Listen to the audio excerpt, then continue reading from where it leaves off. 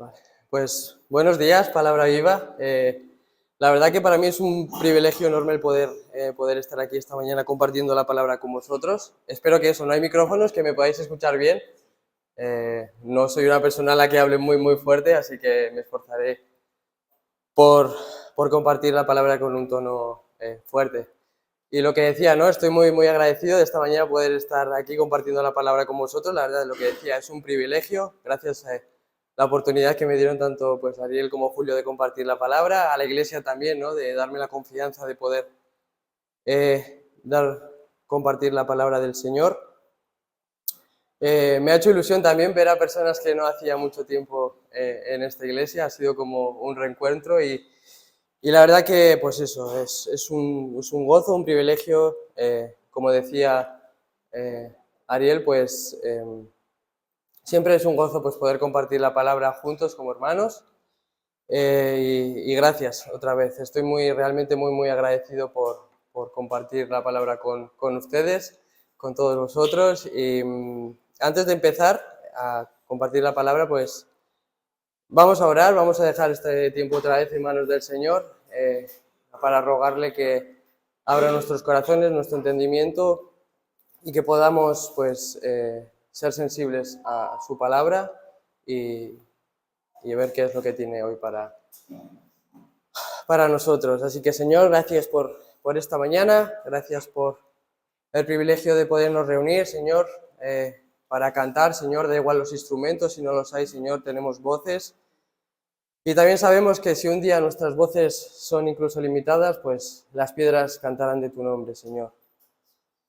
Gracias por tener la libertad, Señor, de compartir tu palabra, Señor. Y yo te ruego que nos des oídos para oír, Señor, que nos des un corazón para entender, Señor, y que todo lo que recibamos hoy de ti, de tu palabra, pues no seamos ajenos, Señor, a ello, Señor, no seamos lejanos, Señor, sino que veamos que tú nos hablas a través de tu palabra, Señor, y queremos ser sensible a ello, Señor. Señor, perdón por mis palabras torpes, que seguramente vaya a haber, Señor, en esta mañana, Padre, pero que tú transformes mis palabras para que cada persona pues, pueda entender y pueda comprender tu palabra, Señor. Gracias por todo. En el precioso nombre de Jesús. Amén. Pues en esta mañana me gustaría que estuviéramos meditando en unas palabras de probablemente uno de nuestros héroes de la fe y probablemente una de las personas más influyentes de nuestra visión del Evangelio y cómo expuso en todas sus cartas el Evangelio y quién era Jesús. Este es el apóstol Pablo. Vamos a estar meditando en lo que digo probablemente podrían ser sus últimas palabras de vida. Lo podemos encontrar en 2 de Timoteo 4, del verso 6 al 8. Pero antes de leerlo, pues vamos a poner un poco en contexto dónde se encontraba Pablo. Lo que digo, probablemente estas sean, capítulo 4 de Timoteo, probablemente sean sus últimas palabras. Él está en Roma, está en prisión. Seguramente haya estado delante de Nerón, haya visto que su resolución en los juicios vaya a ser muy negativa, no vaya a salir hacia adelante, no vaya a salir de prisión como en otras cartas, en Filipenses, Filemón o Colosenses podemos ver que, bueno, está en un arresto domiciliario, tiene libertad, etcétera. Pero aquí vemos que probablemente Pablo en el año 67, ¿no? Está convencido de que no va a salir de esta, ¿no? La carta se la escribe a Timoteo, al joven Timoteo, a su hijo espiritual, por así decirlo. Y antes de llegar al versículo 6, Pablo exhorta a Timoteo, anima a Timoteo, le dice: Timoteo, va a haber tiempos difíciles, están habiendo tiempos difíciles, hay gente que va a entrar en la iglesia y que ya está dentro de la iglesia, que está enseñando falsas doctrinas, está enseñando otro tipo de cosas. Señor, Timoteo, tú me has escuchado, retén lo que te he enseñado, has visto mi ejemplo, has visto el ejemplo de los demás hermanos, no te metas en vanas palabrerías con esta gente porque ellos buscan torcer, ellos buscan distorsionar la verdad. O sea, Timoteo, vas a tener que ponerte las pilas porque yo ya no voy a estar. Ese es el giro que hace en el versículo 6, después de darle todos estos ánimos. Hace como un giro dramático, ¿no? O hace un giro de 180 grados y dice, porque yo, versículo 6, porque yo ya estoy para ser sacrificado y el tiempo de mi partida está cercano. He peleado la buena batalla, he acabado la carrera, he guardado la fe. Por lo demás, me está guardada la corona de justicia, lo cual me dará el Señor, juez justo, en aquel día. Y no solo a mí, sino también a todos los que aman su venida. Y lo que digo, Pablo está exhortando a Timoteo, le está dando esas fuerzas, le está dando ese ánimo porque sabe que van a venir tiempos difíciles, porque como digo, él sabe y en el versículo 6, en el sentido original, más o menos lo que viene a decir es que mi barco, mi avión está para zarpar, yo me voy a ir. Vamos a estar estudiando este texto y, bueno, van a ser, a veces el texto te da el propio bosquejo, en estos capítulos son 3, así que va a ser de 3 puntos. Vamos a estar viendo el versículo 6, que es un corazón dispuesto a partir, versículo 6. El segundo punto será un testimonio de fidelidad y el versículo 3, una esperanza firme en la eternidad. Versículo 6 dice, porque yo ya estoy para ser sacrificado y el tiempo de mi partida está cercano. Nos vamos a enfocar un poco más en en la primera parte, porque, bueno, el tiempo de mi partida es lo que digo, ¿no? Si nos hacemos la imagen de un barco que va a zarpar, el barco de Pablo va a zarpar y va a ir a la presencia del Señor. Y meditando en estas palabras, podemos pensar que Pablo puede encontrarse abatido, que Pablo puede encontrarse triste, Pablo puede encontrarse en la esquina de su mazmorra goteando agua, preguntándose todo lo que he hecho por el Señor, por el Evangelio, todo el esfuerzo que he hecho. Podemos leer, ¿no?, en sus cartas todo lo que he sufrido, todo lo que he padecido, pero no. Pablo no se encuentra así, Pablo no se encuentra con una actitud abatida, con una actitud de derrota, sino todo lo contrario. Se encuentra alegre, sabiendo que su vida y ahora su muerte es un sacrificio voluntario para Dios. El sentido original en el griego, y por eso, bueno, a veces es bueno leer el sentido original porque te dan más cosas. A veces, bueno, puede ser un poco de friki eso, pero cuando te metes un poco en el original, y también, importante, leer también otras traducciones de la Biblia. La Biblia de las Américas dice, porque yo ya estoy para ser sacrificado. Bueno, ahí quizás no podríamos sacar mucho provecho de eso, pero si lo leemos en otras, sobre todo en el original o en otras traducciones, Pablo viene a decir que yo ya estoy siendo derramado como una ofrenda de libación. Claro, puedes preguntarte, ¿y esto qué?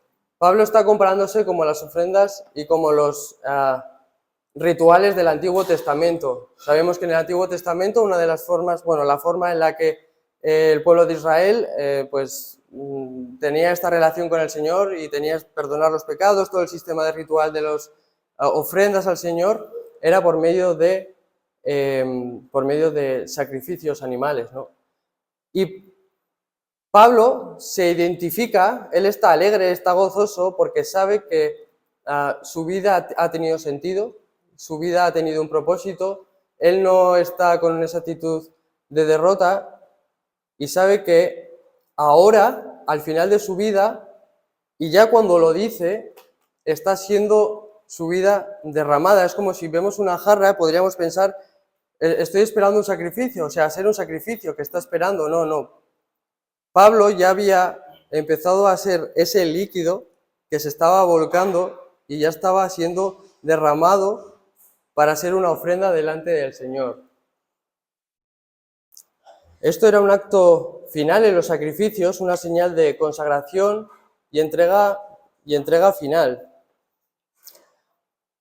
Puede que Timoteo se sintiera, pues eso, angustiado, se va a ir Pablo, yo estoy en Éfeso y toda la iglesia, pues yo voy a estar un poco, voy a estar al cargo, se me va mi padre no espiritual, quien me enseña, que me ha enseñado, que me ha dicho cómo vivir, me ha enseñado las Sagradas Escrituras, pero vemos que Pablo lo que quiere transmitir también a Timoteo es tranquilo, tranquilo, porque yo no voy a ser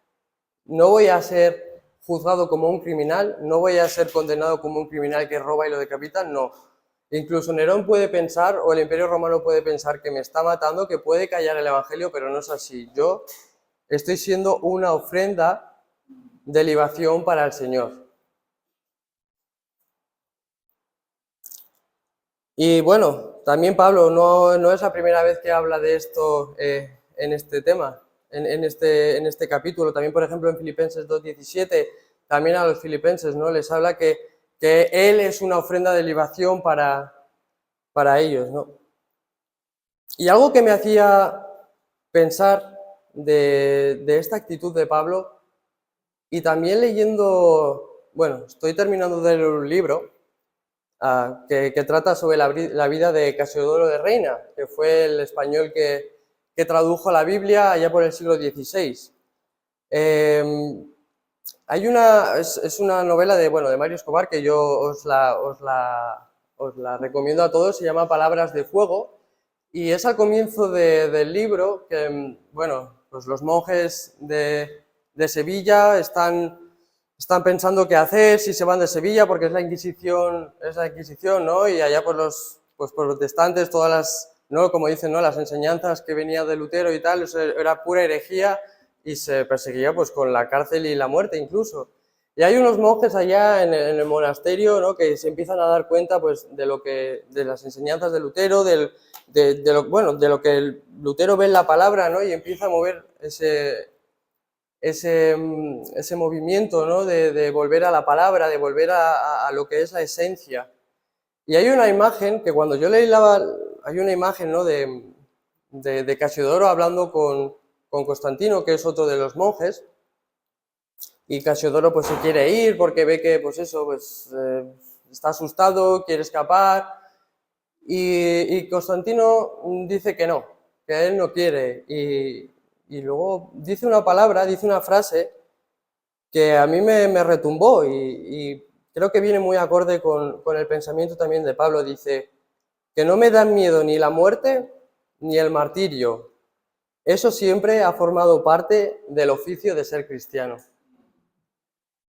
Y a mí me retumbaba por dentro, digo, eso siempre ha formado parte del oficio cristiano. Y bueno, me preguntaba y os preguntaba, ¿cómo estamos viviendo? ¿Qué tipo de vida estamos viviendo? ¿Somos conscientes de que somos una ofrenda para el Señor? ¿Somos conscientes cada día que si tú vives es porque el Señor lo quiere primero y porque tú eres para Él una ofrenda? Tú eres para Él un siervo. Y bueno, muchas veces nos podemos enredar en las cosas de este mundo, ¿no? Y perder la perspectiva de lo que realmente es importante, de lo que realmente pues lo que el Señor quiere para nosotros, ¿no? Y me gusta como Pablo lo primero que le dice a Timoteo es que tranquilo, tranquilo, porque a mí no me están matando, a mí no me están ejecutando de manera injusta como a como un ladrón, como un asesino, no. El Señor hasta aquí me ha querido utilizar y hasta aquí voy a ser. Ahora, como un sacrificio del Antiguo Testamento, voy a ser derramado como la guinda del pastel, por decirlo de alguna forma.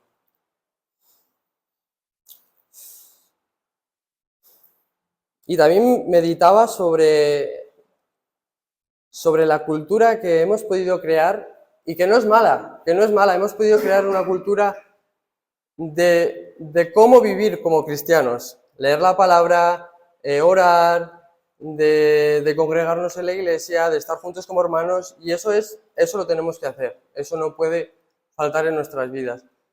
Pero yo me preguntaba, ¿y estamos cultivando una cultura de muerte cristiana?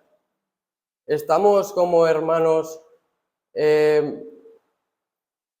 animarnos a morir de una forma que al Señor le agrade?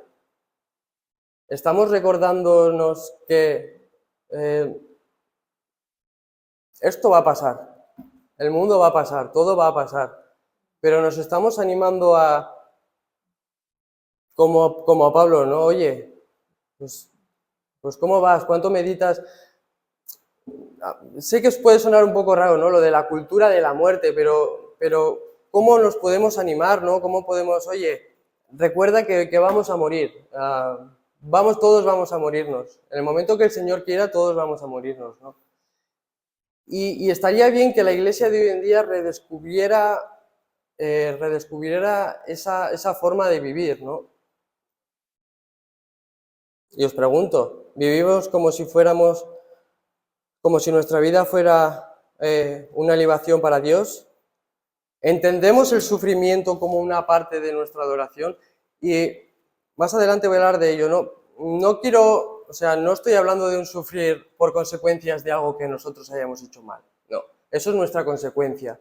Pero la consecuencia de nuestro pecado, al final, es la consecuencia. O sea, si tú haces algo mal, va a pasar algo mal como consecuencia, no. No hablo de andar como, sí, somos cristianos y todos van contra mí y vamos a... No. Estamos siendo conscientes de que nuestra vida le pertenece a Dios y que si sufrimos por Él es parte de nuestra adoración como cristianos.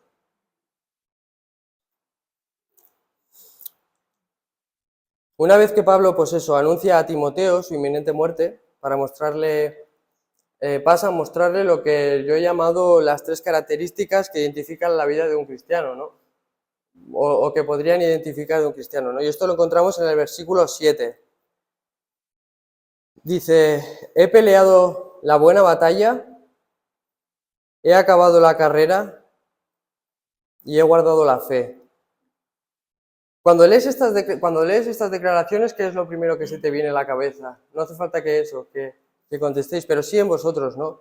Cuando leemos que Pablo ha peleado la buena batalla, ha acabado la carrera y ha guardado la fe, ¿qué es lo primero que te viene a la cabeza? A mí lo primero que me venía a la cabeza era dificultad, peligro y consistencia.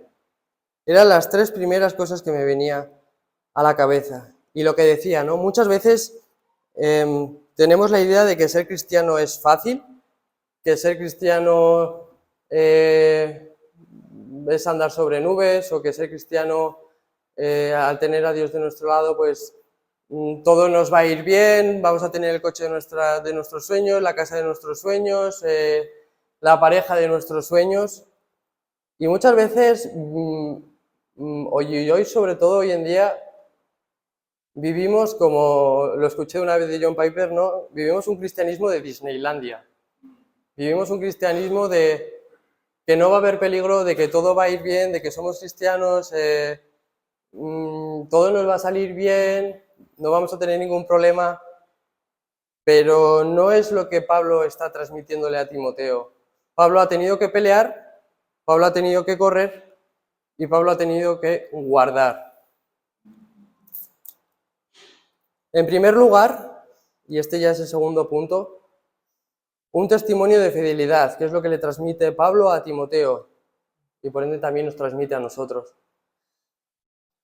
He peleado la buena batalla. Otra vez, el término pelear en griego, si vamos a ver cuál es agonizomai, que viene de agonía. ¿La vida cristiana va a ser fácil? La vida cristiana es una lucha constante, es una lucha diaria, es agonía. Me gustaría dar como las 5 batallas más importantes, diría yo, las 5 batallas que cada cristiano debe pelear, ¿no? Pero antes me gustaría poner una ilustración, porque, bueno, habla de pelear, como muchos de vosotros sabéis, pues el boxeo es uno de mis deportes favoritos, que lo he practicado, y lo primero que te enseñan, muchas veces, lo primero que te enseñan en cualquier gimnasio es a tener la guardia hacia arriba, o sea, tener los brazos hacia arriba. Antes de enseñarte cualquier otro tipo de cosa, antes de enseñarte a moverte con los pies, a esquivar, es mantener la guardia arriba. Hermanos, tenemos que aprender a vivir con nuestro cristianismo con la guardia arriba.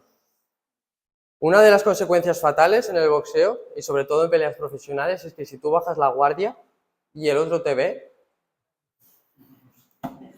te va a meter un puñetazo, te va a meter y probablemente te caigas.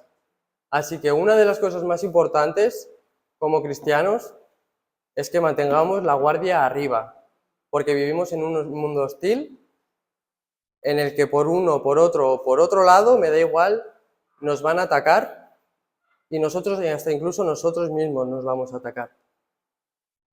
Y lo que decía, ¿no? Pablo dice, he peleado la buena batalla. Claro, Timoteo pues puede pensar, dame más información. Bueno, en primer lugar, y esto lo podemos extraer, ¿no?, de todas las cartas de Pablo, la batalla contra el pecado interior, contra nosotros mismos. Hermanos, no confíes mucho en ti. No confíes mucho en ti, ni bajes la guardia contigo mismo. Porque cuando menos te lo esperes, puedes preguntarte en qué momento ha podido llegar a pasar lo que hayas hecho. No confíes mucho en ti, ¿no? Engañoso es nuestro corazón. La primera batalla, lucha contigo mismo. Pablo habla de esto en Romanos 7, en Gálatas 7, ¿no? La lucha interna entre la carne y el espíritu. Y esto requiere de una batalla diaria que requiere disciplina, arrepentimiento y confianza en Cristo. No confíes en ti, hermano. No confíes en ti.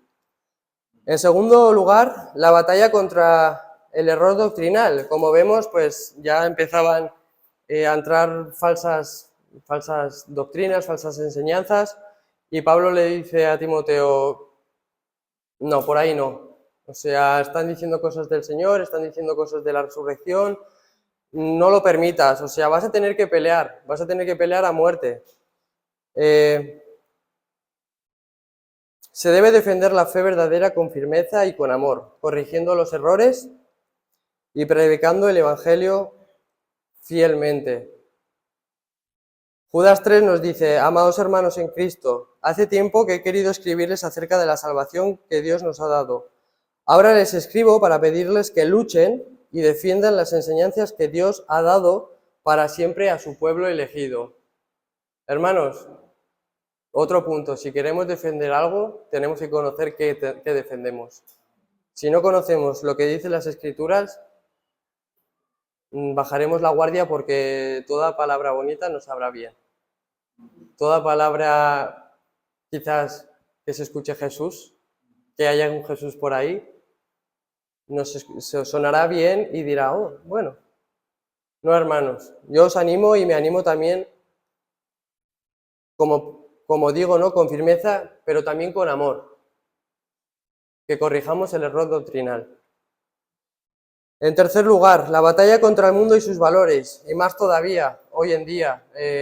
No hace falta que empiece yo a describir las listas de lo que está pasando hoy en día, pues en la política, en las calles, en los colegios, los errores absolutamente inmensos que se están enseñando, que están yendo y torciendo contra lo que el Señor dice, que están llamando a lo malo bueno y a lo bueno, que es lo que encontramos en la palabra, están llamándolo como malísimo, o sea, malísimo.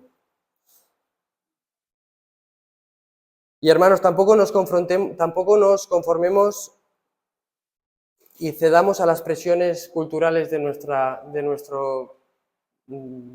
época de ahora.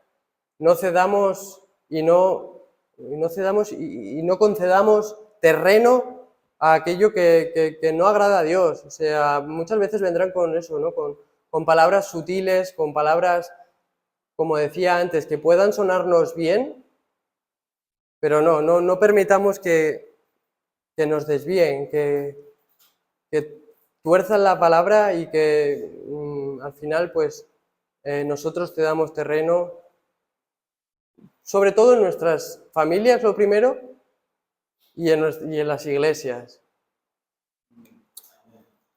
Romanos 12:2 dice, y no vivan ya como vive todo el mundo, al contrario, cambien de manera de ser y de pensar. Así podrán saber qué es lo que Dios quiere, es decir, todo lo que es bueno, agradable y perfecto. Conozcamos las Escrituras para saber qué es lo que tenemos que defender. Batalla por la preservación de la fe, mantener la fidelidad y la paciencia a pesar del sufrimiento y la oposición, con la mirada puesta en la eternidad. Mantengamos la mirada puesta en lo eterno. Mantengamos la mirada puesta en lo eterno. Que los afanes de la vida, que las dificultades no nos distraigan de nuestra fe, de lo que creemos. Y es lo que le viene a decir a Timoteo, ¿no? O sea, van a venir gente que va a empezar a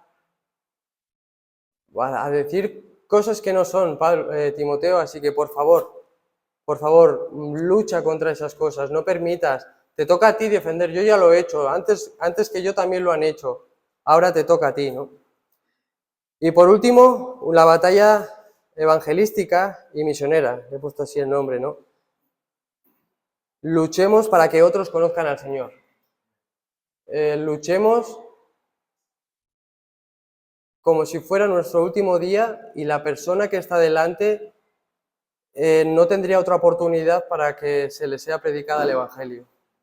Muchas veces vivimos pensando que tenemos tiempo para nosotros, bueno, pero también pensamos que tenemos tiempo para los demás. Ya le predicaré, ya le hablaré, ya le contaré qué es el Señor. No, hermanos, quizás tú puedas tener tiempo, pero la persona que tengas enfrente no tenga más tiempo. No lo sabemos, los tiempos son del Señor y bueno, ¿cuántas veces nos ha pasado, ¿no? De algún familiar, algún amigo que ha muerto, que ha fallecido y no ha conocido al Señor. Eso duele mucho, ¿no? El tener a amigos que no han podido conocerlo, no han podido experimentar lo que es la gracia del Señor, la salvación,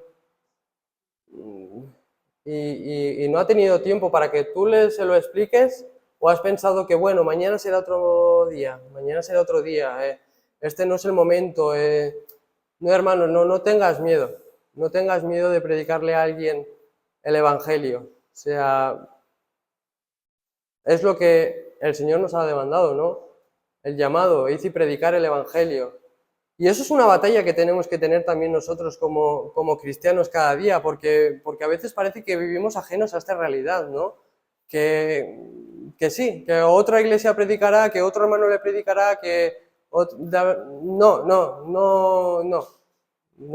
Tenemos que ser responsables cada uno, y eso es lo que digo, ¿no? Una batalla interna de decir, voy a ser yo y voy a predicarle yo lo que el Señor quiere para su vida, decirle en qué condición se encuentra, decirle que hay solución para eso y que el Señor lo ama y quiere restablecer una relación con Él. Como contraste de estas 5 batallas, que creo que son legítimas, que cada cristiano, cada persona debe vivir, como contraste, yo pensaba en qué no es pelear la buena batalla. Y me venía qué no es pelear la buena batalla y en qué formas tampoco es bueno pelear la batalla, ¿no? Bueno, como sabéis muchos, pues me gradué del seminario el año pasado y bueno, Miriam también se está graduando ahora también. Y el seminario a veces puede ser el lugar más bonito, más entre nubes que te puedas encontrar, todos hermanos cristianos, hablando del Señor todo el día, estudiando su palabra, puede ser el lugar en el que creo que todo cristiano quiere pasar 4 años de su vida. Pero, tristemente muchas veces, también a veces es el lugar más desagradable en el que no quieres estar. En el sentido que lo digo, cuando quitamos nuestra visión del Señor y luchamos fervientemente por doctrinas secundarias, que se pueden decir, doctrinas terciarias, en las que tú vas a defender a muerte, vas a luchar a muerte con tu hermano que tienes enfrente por decir, esta es la verdad y esto es así, y muchas veces, y yo lo he contemplado delante de mí, no amar al hermano y pasar por encima de él. Muchas veces, pues eso, sobre todo en el seminario, pues va gente joven, vamos gente joven con la energía, con las fuerzas y aprendes mucho y de repente encuentras esta doctrina y la otra doctrina, que eso está genial y yo siempre he dicho que cada uno debe tener sus doctrinas claras, cada uno debe saber en lo que cree y tiene que tenerlo firme, porque eso le ayuda a vivir su vida cristiana, ¿no? Pero cuando ya se cruza la línea de pelear a muerte con tu hermano por ver quién tiene la razón, creo que eso es un grave error y esa no estamos, ese tipo de batallas no estamos llamados a luchar. Ejemplos prácticos, ¿no? Pensaba, ejemplos prácticos que debemos evitar a toda costa, hermanos, de verdad, evitar a toda costa, que no son la batalla que Pablo estaba exhortando a Timoteo a pelear, ¿no? Y aplicándolo a hoy en día, y sobre todo los jóvenes, que tenemos mucho las redes sociales, a debate sin amor en redes sociales. No estamos llamados a debatir ni a defender doctrinas o puntos de vista o matices a muerte con otros hermanos. Defender una verdad bíblica con un espíritu de orgullo o agresivo es tan dañino como el error mismo. Evitemos las divisiones por preferencias personales, discutir sobre estilo de música, sobre ropa, incluso sobre liturgia, como si fueran doctrinas fundamentales. Evitemos este tipo de discusiones porque no llevan a ningún lado más que a la división, a alejarte de alguien que realmente es tu hermano, aunque lo que digo, tenemos que tener claro, ¿no?, las doctrinas primarias. Jesús es Dios, la Trinidad, la salvación es solo por la fe en Jesús.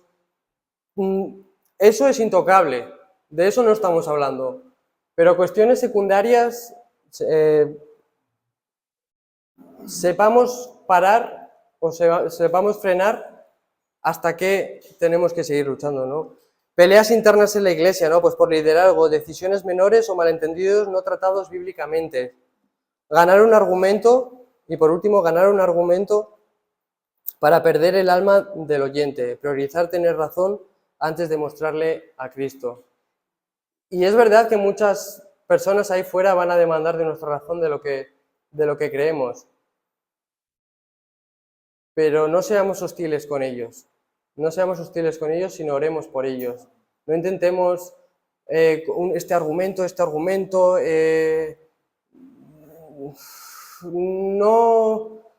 No. Prediquemos el Evangelio, prediquemos a Cristo crucificado y el resto lo hace Él, hermanos. No es nosotros, no tenemos por qué meternos en batallas que a veces ni siquiera se nos llaman. He peleado la buena batalla, he acabado la carrera. Yo nunca he corrido un maratón, sí que es verdad que me gustaría correrlo en algún momento, puedo empezar por una media maratón incluso, pero sí que conozco a gente que lo ha corrido y preguntándole su experiencia, muchos de ellos me decían, ¿no? Bueno, yo les decía, bueno, ¿en cuánto tiempo lo has hecho? ¿Te has superado? ¿Te has...? Y no te decían eso, ¿no? No les importaba mucho el tiempo que habían hecho, no les había importado mucho cuántas personas les habían pasado por los laterales, no les importaba muchos de esos detalles. Lo único que les importaba era acabar, era llegar a la meta. Y cuando pensaba, ¿no? He acabado la carrera. Pablo le dio igual el tiempo, le dio igual si había hecho su meta personal o si había adelantado a muchos, no. Lo importante es acabar la carrera. Y es esto a lo que Pablo insta a Timoteo, ¿no? A que no le insta a que corra lo más rápido, ni a que sea el más competitivo, ni a que sea el más ambicioso, no. Anima a Timoteo a que acabe la carrera de manera que agrade su vida a Dios por completo. El apóstol Pedro también transmite pues, una idea similar, ¿no? De que la vida cristiana consiste en una carrera y que incluso los de ahí afuera, los del mundo, no van a entender esta carrera. Primera de Pedro 3, 4 al 5 dice: basta ya el tiempo pasado para haber hecho lo que agrada a los gentiles, andando en lascivias, en concupiscencias, embragueces, orgías, disipación y abominables idolatrías. A estos les parece cosa extraña que vosotros no corráis con ellos mismos, que no corráis con ellos en el mismo desenfreno de disolución y os ultrajan. Pero ellos darán cuenta al que está preparado para juzgar a los vivos y a los muertos. Hermanos, que no os parezca raro si la gente no entiende qué carrera estáis corriendo, ni hacia qué meta estáis llegando, o hacia qué meta queréis llegar. Bueno, todos tenemos amigos no creyentes, todos tenemos familiares no creyentes, y muchas veces se pueden hacer esta pregunta, ¿no? ¿Por qué ir un domingo a la iglesia? ¿Por qué no andar como ellos andan, ¿no? No mintiendo, no buscando ser el más pájaro, no buscando cómo podemos engañar a otro, no buscando riquezas, no buscando tener la mejor casa. No lo van a entender, no lo van a entender porque corremos en dos direcciones opuestas. Hermanos, te animo a que corras y que corras hasta el fin. Tristemente, y a mí, bueno, en las últimas ocasiones, ¿no? De personas, pues que las tienes como referente, ¿no? Que las ves y dices, ¡buah! Menudo ejemplo de vida, menudo ejemplo, qué ministerio tiene, cómo predica la palabra, qué celo tiene, cómo anima a los dos hermanos. Pero luego sale a la luz cosas que no agradan al Señor. Últimamente estamos viendo casos así, ¿no? De pastores, que tú los ves y dices, wow, han escrito libros, han predicado, han hecho conferencias. De la iglesia quizás no pueda hablar mucho, pues porque la iglesia es interna y tampoco, pero percibes que dices, un buen hombre. Pero luego salen cosas que dices, Y ahí es cuando te tienes que replantear, bueno, ¿y tú cómo estás? ¿Yo cómo estoy? Creo que estoy andando bien, creo que estoy corriendo bien la carrera, que estoy fijándome en el Señor, pero ¿qué hay en tu corazón realmente? ¿Qué hay en tu corazón realmente, no? Y hermanos, también nos animo a que corramos la carrera mirando al Señor, porque a Él es el único que no vamos a poder engañar. Aquí podemos venir los domingos, podemos venir cualquier otro tipo de reunión, pero al Señor no lo engañas. Ni yo, ni vosotros. No lo engañamos. No lo engañamos. Y Él ve qué carrera estamos corriendo y hacia qué dirección. Así que Hermano, ¿hacia qué dirección estás corriendo? ¿Estás mirando a tu Señor o hay cosas que te distraen? ¿O hay anhelos que están por encima del Señor? ¿O hay sueños? O no sé, cada uno que se ponga delante del Señor, ¿no? Y qué carrera estás corriendo.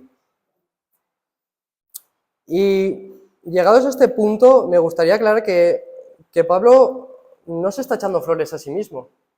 Que Pablo no está diciéndole y restregándole a Timoteo, hey, mira, mírame a mí, qué ejemplo soy. O sea, no mires a los demás, mírame a mí, soy el mejor ejemplo al que puedas seguir, ¿no? No, he acabado la carrera. Cuando Pablo estaba escribiendo esto, unos 30 años antes, resonaban y retumbaban estas mismas palabras en la tierra. Juan 19:30. Cuando Jesús hubo tomado vino, dijo, consumado es. Y habiendo inclinado la cabeza, entregó su espíritu. Mucho antes que Pablo, alguien ya había acabado la carrera. Una carrera en la que Pablo y tú hoy podemos decir que podemos acabar la carrera. Y ese es nuestro Señor Jesús, quien en la cruz, habiendo padecido sufrimientos injustos, había cumplido el propósito por el cual vino a esta tierra, ¿no?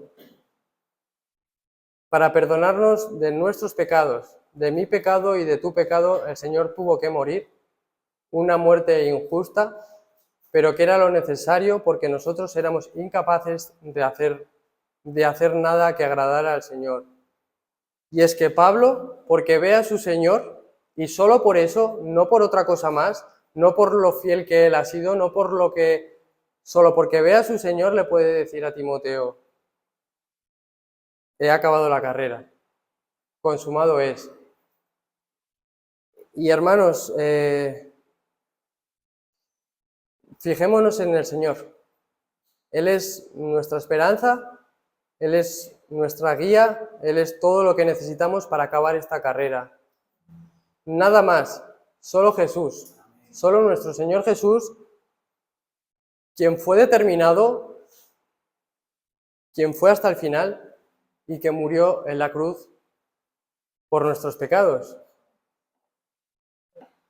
Y bueno, yo no sé cuántos de vosotros hoy no habéis inclinado vuestra vida al Señor, ¿no? ¿Cuántos habéis entregado vuestra vida al Señor? Pero déjame decirte que hoy hay una nueva oportunidad para que confíes en el Señor Jesús, para que confieses tus pecados delante de Él y Él te perdona, te adopta, te hace miembro de su familia, te da su espíritu y te dice, acaba la carrera, sigue, sigue porque todavía queda, todavía tengo planes para ti, todavía quiero que tú hagas cosas para mí. Así que no pases de aceptar al Señor, ¿no? Como tu Señor y como tu Salvador. Si eres nuevo creyente pues eso, tienes esa vitalidad, esas ganas, esas fuerzas, ¿no? de servir al Señor, de compartir la palabra, de venir a la iglesia, de ir a todos los retiros, de ir a todos los martes, muy bien, pero recuerda, pienso que a veces la vida de cristiano no es un maratón, sino un ultramaratón. No has terminado aquí, persevera hasta el final, confía en Él. Y si eres un cristiano que lleva toda la vida, pues probablemente que pues hayas padecido por Él, ha habido etapas difíciles, ha habido valles, ha habido montañas, momentos de gozo, pero también de lucha. Pues quiero animarte a que sigas, quiero animarte a que no tires la toalla, a que sigas hasta el final, a que te mantengas fiel, a que te mantengas firme, a que te mantengas firme. Y por último, he guardado la fe. Como decía, ¿no? En el momento que Pablo escribe a Timoteo, ya empiezan a entrar falsas enseñanzas, falsas doctrinas. Lo podemos ver, por ejemplo, segunda de Timoteo 2:18, ¿no? Falsas enseñanzas que niegan la resurrección futura, enseñaban cosas profanas con vanas palabrerías, segundo Timoteo 2:16, discusiones necias sin provecho, segunda de Timoteo 2:23, entre otras muchas cosas, ¿no? Pero Pablo le exhorta a Timoteo a que no se deje enredar por nada de estas cosas, ¿no? Sino que guarde lo que es la verdadera fe. Y aquí me gustaría dar otros tres puntos. El primero, mantener la fidelidad a la doctrina verdadera. Aquí Pablo, a la fe que está hablando no es solo a la fe de creer, tener esa fe de creer, sino el conjunto de enseñanzas del Evangelio que Pablo recibió y le transmitió a Timoteo. La fe es, guardar nuestra fe es guardar nuestras creencias basadas en la palabra del Señor, no fuera de ellas, nuestras creencias en la palabra del Señor. Guardarla implica protegerla de distorsiones, de falsas enseñanzas y de herejías. En segundo lugar, preservar la confianza en Cristo a pesar de las pruebas. Guardar nuestra fe implica confianza constante y activa en Jesucristo durante las dificultades, las persecuciones y sufrimientos, ¿no? Lo que venía diciendo antes. No van a venir momentos en los que la sociedad, nuestros familiares, amigos, van a hacernos dudar de lo que creemos. Hermano, guarda la fe. Y como decía al principio, para guardarla hay que conocerla. Si no conocemos nuestra palabra, si no sabemos lo que dice el Señor, si no sabemos hacia dónde tenemos que ir, te van a marear. Te van a marear. Si no conoces lo que pone la palabra, cualquiera que se levante y empiece a hablar de cosas de Jesús y tal, y hoy en día se da mucho esto, ¿no? De gente que, bueno, no quiero dar nombres porque esto luego se subirá a internet, pero sí de influencer que tuercen la palabra para su propio beneficio y para su propio beneficio y sobre todo económico, su beneficio de estatus social, su beneficio, cualquier beneficio que no le agrada al Señor. O sea, tuerce la Escritura, sacan cosas de contexto, cogen versículos de aquí, de allá, te lo juntan y es un peligro, hermano, y pienso que pues con amor y firmeza, no sé cuál sería la mejor forma, pero sí tendríamos que luchar por estas cosas, ¿no? Porque pues eso, a veces son influencers que llegan a millones de personas y que se están quedando con un Jesús que no es Jesús, que se están quedando con un Jesús incompleto, un Jesús que para nada quiere en primer lugar tu beneficio económico, ni tu beneficio social, ni tu beneficio... No, Señor, no. Por eso, perseverar en la confianza, guardar nuestra fe, guardar lo que creemos, a pesar de las pruebas. Y por último, cumplir fielmente, Pablo le dice a Timoteo, cumplir fielmente el llamado ministerial. La fe es también un compromiso de vida y de ministerio, una responsabilidad que él ha guardado como un tesoro hasta el final. En ese sentido, es ser fiel a la misión encomendada, no solo a creencias, sino a la práctica diaria del servicio a Dios y a la Iglesia. Hermanos, hasta este punto, yo me pregunto, o nos podemos hacer una pregunta, ¿no? ¿Por qué Pablo ha podido pelear la buena batalla? ¿Por qué Pablo ha podido correr la carrera y guardar la fe? Bueno, el apóstol tuvo toda su vida la vista bien enfocada. Tuvo toda su vida, todo su ministerio, su vista puesta en el Señor y anhelaba su regreso, anhelaba el regreso del Señor. Versículo 8, el último punto. Una esperanza firme en la eternidad. Por lo demás, hermanos, me está guardada la corona de justicia, la cual me dará el Señor, juez justo, en aquel día, y no solo a mí, sino también a todos los que aman su venida.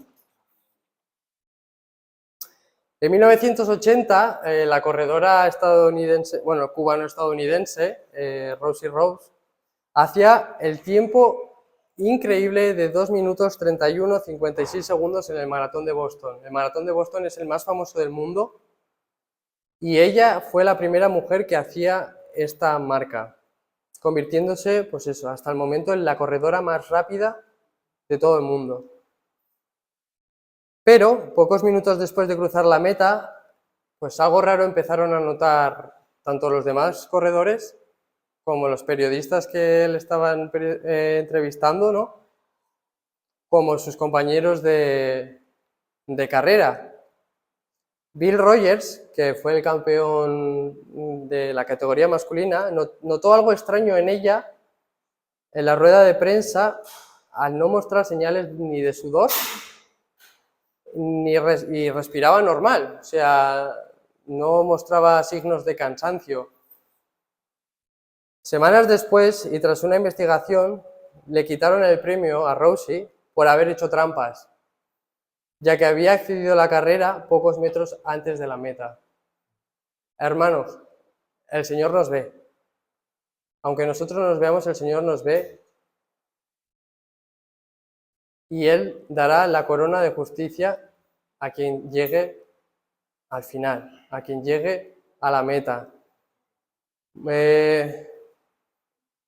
Y no podemos engañar al Señor, ¿no? En la situación en la que se encontraba el apóstol, él no iba a recibir un juicio justo, quizás menos doloroso que otros creyentes. Sabemos que Pablo era ciudadano romano, le iban a cortar la cabeza, bueno, por lo menos iba a recibir un castigo menos doloroso, más rápido y que no iba a sufrir tanto como otros cristianos que no eran ciudadanos romanos. Pero Pablo tenía la mirada enfocada en el Señor. Él había peleado, él había corrido, él había guardado la fe, porque sabía que iba a recibir esa corona que solo el juez justo, a comparación de, en este momento quizás Nerón, que no estaba siendo un juez justo, que no le estaba dando lo que merece, pero Pablo sí estaba con la mirada fija en él, sabía que iba a recibir un juicio justo, y lo que comentaba antes, y no era por nada que él había hecho, ni nada que sus propios logros podrían haber llegado para obtener esta corona, ¿no? Sino por la justicia otorgada que solo el Señor nos puede dar a cada uno de nosotros.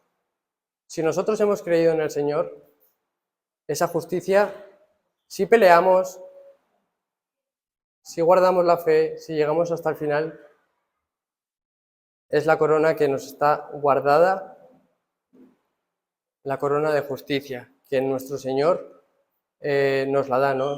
Como hemos estado estudiando, o habéis estudiado en las semanas pasadas, ¿no? Sobre Romanos 3:4, ¿no? Que habla todo esto de la justicia del Señor, ¿no? Que solo es imputada por Jesús, no por méritos, no por lo que hagamos, no por lo que... no. Pablo sabía que lo que hacía era una ofrenda al Señor. Él se estaba ofreciendo por algo que él ya había hecho de antemano, por lo que el Señor ya había hecho de antemano por Pablo. Y muchas veces tenemos que tener en cuenta esto, porque aquí Pablo no habla de la salvación por obras. No está diciendo que si tú eres fiel y tú guardas la batalla y si tú peleas y tú corres y al final cuando llegas delante del Señor, pues no. Si Pablo puede pelear, si Pablo puede correr, si Pablo puede guardar, es por lo que el Señor ya había hecho por él. Es por lo que el Señor había hecho en la cruz por Pablo. Y Pablo era consciente de que él lo único que hacía era entregarle su vida, como una ofrenda, como un servicio a lo que él ya había hecho. Para acabar, hermanos y amigos, ¿esperas con amor la venida de Cristo o te aferras más a esta vida? ¿O estás demasiado afanado y preocupado por las cosas del mundo que te quita la atención de donde realmente tienes que enfocar tu vista y esperanza? Hermanos, Pablo también termina diciendo que esta corona no solo es para él, sino para todos los que esperan su venida. ¿Estamos esperando su venida? ¿Estamos esperando y amando su regreso? Que Él vuelva, estamos anhelando. Mientras tanto, ¿qué estamos haciendo? Estamos corriendo una carrera que no es la nuestra, estamos peleando batallas que no son las nuestras, estamos guardando un evangelio que apenas conocemos. Yo quiero animaros y animarme a mí en primer lugar, que me hacía reflexionar sobre esto, ¿no? Que redefinamos nuestra vista y pongamos nuestra esperanza puesta en el Señor, ¿no? Que no nos cansemos de luchar, que no nos cansemos de andar en lo que el Señor quiere para con nosotros. Sé que hay en este mundo muchos afanes, tenemos trabajos, tenemos familias, tenemos cosas que hacer, responsabilidades, pero como Pablo insta y anima y exhorta a Timoteo, que tu vida no se desvíe por cosas y afanes de este mundo. Que sepamos mirar a nuestro Señor cada día que